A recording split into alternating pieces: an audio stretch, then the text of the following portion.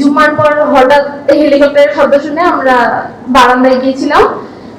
তখন রাস্তায় জনসমাগম দেখতে পেয়েছি, তাদের শোরগোল দেখে আমার বান্ধবীর সাথে হওয়া কথোপকথনের কথা মনে পড়ে গেল।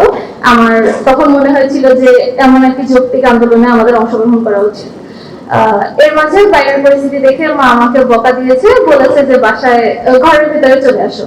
মায়ের বকা শুনে আমার মনে হলো যে আমাকে যেহেতু মা বললো, আমার বোনদেরকে কে বলবে, সে তেমনটা চিন্তা করে আমি আমার বোনদের বাসায় যাই।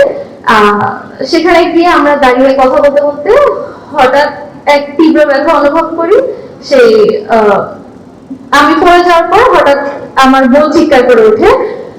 বোধ ফেরত আসার পর দেখলাম যে আমি আর আমার বোনের রক্তে ঘর একাকার।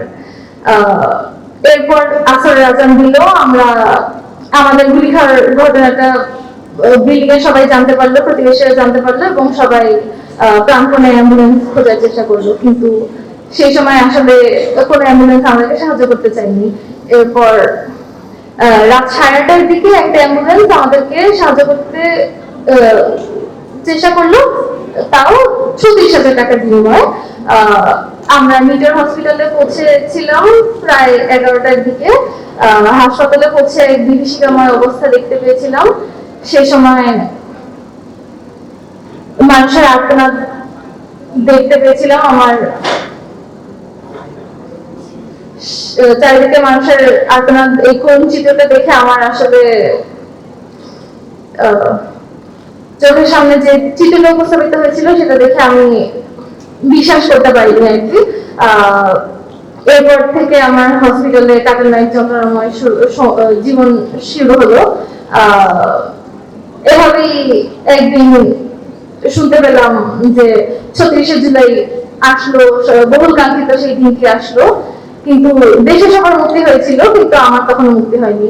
আমি তখনো বিছানাবন্দি একটা জীবন কাটাচ্ছিলাম। এর মাঝখানে মিডিয়ার মাধ্যমে আমাদের কাহিনী জনসাধারণের নিকট পৌঁছে গিয়েছিল, কিন্তু তখনও মানে সুস্থ হতে আমার আরো অনেকদিন সময় লেগেছিল। সকল প্রতিকূলতার মাঝখানেও আমি সুস্থতার দিকে অগ্রসর হচ্ছি। আগামীতে আমার অ্যাডমিশন পরীক্ষা, আমার সবাই আমার জন্য দোয়া করবেন। আসসালামু আলাইকুম।